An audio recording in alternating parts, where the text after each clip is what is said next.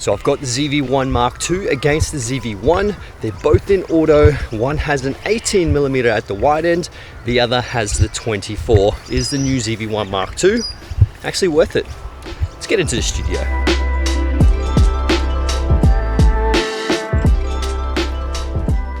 We are going to be talking about the new one, the successor to the ZV-1. This is the ZV-1 Mark II. Now, what are the differences, and is it worth picking up the ZV-1 Mark II over the ZV-1? Like, this one is still pretty decent in 2023, although it is about 3 years old, so this is brand new. Surely it's got better features. But yes, it's got that wider lens that a lot of people have actually wanted, because it's meant to be a vlogging camera and you're meant to have a wider lens, especially if you do have that active stability. This one was a 24mm, you put the active stability on top, starts cropping in too much. But there are a couple of cons that maybe this camera actually isn't for you. Let's get into it. So the ZV-1 Mark II has a 1-inch Exmor-R 20.1 megapixel CMOS sensor. It has a focal length of 18 to 50mm in full frame equivalent. It has a variable aperture, an f1.8 to an f4. It has a multi-interface hot shoe on the top, 3.5mm audio jack on the side, a USB-C connection, a micro HDMI. It has one SD card slot on the bottom, and an MPBX1 battery. It has the new cinematic vlog setting feature, intelligent direction audio pickup, human and animal autofocus, full touch control, product showcase mode, and it's relatively the same size with a total weight of 288 grams. So this is the field of view difference between the ZV-1 and the ZV-1 Mark II. Now this one has an 18 to 50mm lens, whereas the ZV-1 has a 24 to 70mm lens. Now the 18 to 50 is an f1.8 to an f4, whereas the 24 to 70 is a f1.8 to an f2.8. So there is a little bit of low light difference there, and obviously depth of field. But the 18mm definitely makes a massive difference when you are pretty much vlogging, because you want to be able to show absolutely everywhere where your location is. And this one, it's quite cropped. You can't really see too much of the background. So there is a pro, but there also is a little bit of a con with this one. And before you ask, no, it doesn't have 10-bit color and it doesn't have 4K 60. It's only capped at 4K 30 and it still is only 420 8-bit color. And for slow motion, it does HD at 120 frames per second with 100 megabits per second, 420 8-bit. And also the con with the lens, it goes up to an f4. Now an f4 is pretty much a stop higher than f2.8. So essentially you're going to have to double your ISO level, which means there's going to be more noise. But noise isn't really too much of an issue with this camera because there is a lot of noise suppression. It does tend to crush the blacks, but it's a very small 1-inch sensor. So if you're going to get really low light images, yeah, you're going to introduce a lot more noise in this one in comparison to the ZV-1 Mark I. But if you're at 18mm, it's an f1.8, and 24mm, it's an f1.8. So it is even there. And here are the aperture values at the certain focal lengths, and you can pretty much take a screenshot if you want. Now, one of the biggest cons about the ZV-1 was pretty much that touchscreen focus. You could literally just touch the focus. That was it. You couldn't obviously access the menus. It was very similar to, like, you know, the A7 III days.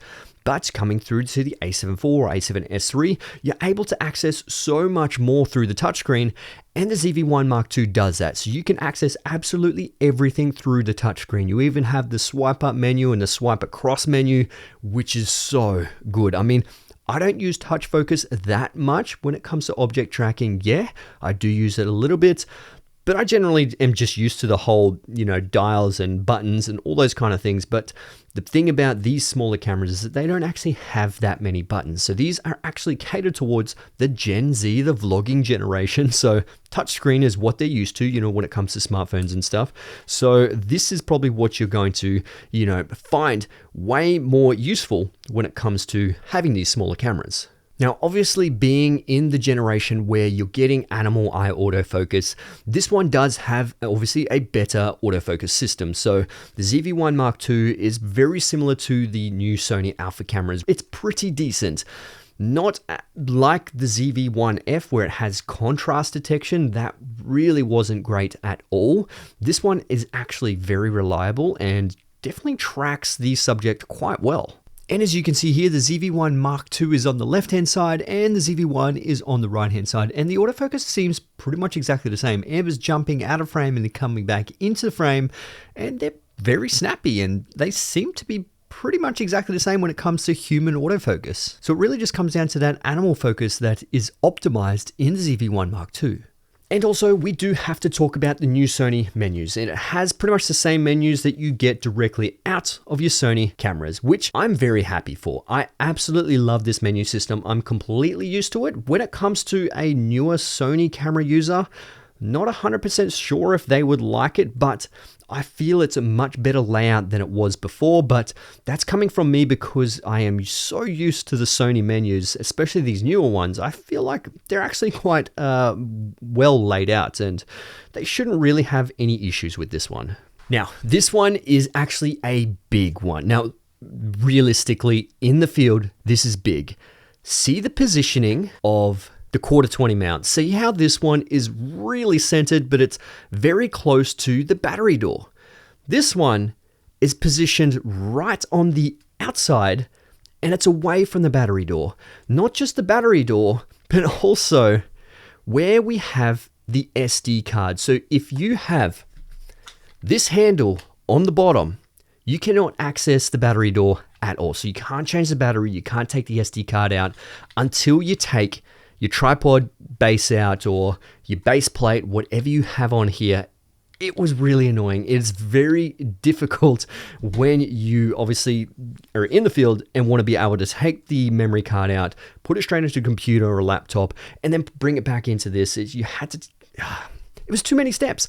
And it's such a small feature, yet it is extremely useful because it actually does save quite a lot of time. Especially with these ones, when it comes to battery power, they do have that really, really, really small battery. So you're going to need, 3, 4 of these if you are going to be, traveling with this thing. But they're relatively cheap. They're very small to travel with. So that's one of the trade-offs when you do have a smaller camera like this. Obviously, your larger alpha cameras have that amazing Z100 batteries, and they last pretty much all day. You pretty much only need one of those if you're going to be traveling around, vlogging, taking photos, videos.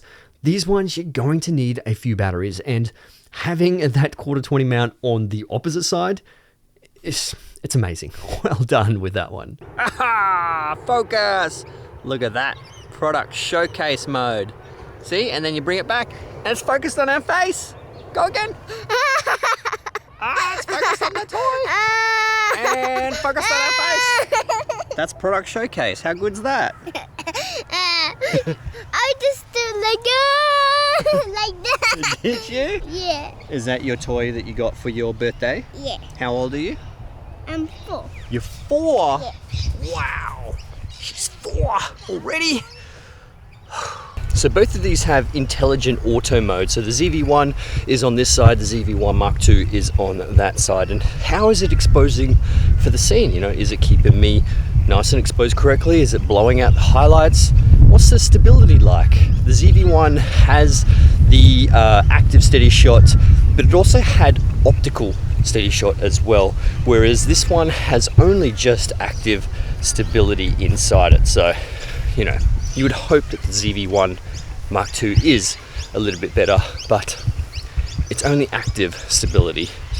So it does crop in a little bit, but it's a wider 18mm lens, whereas this one is a 24mm lens. Now, what I have noticed when it comes to intelligent auto mode, you can see that the ZV-1 Mark II actually prioritizes that depth of field. So it will actually try and keep it at f1.8, whereas the ZV-1 utilizes the aperture to try and stop down the light, but you will see more of the background. So when it comes to beginners, run and gun people, they might actually prefer the image out of the ZV-1 Mark II. Now, when it comes to audio, the ZV-1 Mark II is upgraded and has the new intelligent audio pickup. Now, you can pretty much choose whether you want to pick up from the front, the rear, or omnidirectional, which is very interesting because it's actually quite smart and really picks up quite well. This one is very similar to the ZV-E1, but when it comes to audio, it's always going to be better if you have an external microphone. So this is the audio quality out of the ZV-1 Mark II. Now, this is pretty much just with the wind muff on top. So this is internal. It's not going to sound as good as an external microphone, but the intelligent audio capsules is pretty good because it can pick up directly from the front, but if you are behind the camera, it tends to pick up from behind the camera, or you've got that omnidirectional. Now I'm going to switch it to the ECM G1, which will probably sound a bit better. So this is the ECM G1 microphone, which is much smaller, but it does obviously give better audio, especially when it comes to the differences of in-camera audio and a shotgun microphone. So you can pretty much use any shotgun microphone, but this attaches to the multi-interface hot shoe on the top, which you don't have to use any cords, which is awesome. I always recommend the ECM G1 with these smaller ZV cameras. With the larger alpha cameras, I absolutely recommend the ECM B10 or the ECM B1M, which is that more expensive, larger version, but that is really good. You don't have to plug it into the 3.5 jack on the side, which you still can if you do have a different microphone that doesn't go through the multi-interface hot shoe. Put it directly into the 3.5 audio jack on the side. Now, speaking of the side, we now have USB-C power, which is pretty much a standard with most cameras these days now, which is great. And if you are utilizing this for Zoom calls or online streaming, you can connect this directly to your PC, Mac, whatever, through USB-C, and it can connect directly. And then obviously you can choose whether you want the microphone pickup to be here or through another device, which is great. And you're going to get better quality out of this than you would on your Mac or PC, whatever you're going to be using. But yeah, you're limited to 720p, but it's still much better than what you're going to be getting out of your laptop anyway. Now, when it comes to the newest features, when it comes to the picture profiles, this has this cinematic vlog mode, exactly the same that's in the ZV E1. And I've got a full video describing what the cinematic vlog mode is. You can watch that up there. I'm not going to be talking about it too much today because all it does is put cinematic bars down and bakes in a color picture profile of your liking. So there's a whole bunch of different options you can go for, depending on what kind of mood you actually want to be going for. And it completely bakes it in and it's ready to go. You can pretty much upload it straight away. So if you want to check a little bit more of that, click up there, or it'll be in the description below. And for anyone that loves to take photos, it does take photos and it's relatively decent. It seems quite punchy and it's probably a little bit better than your smartphone.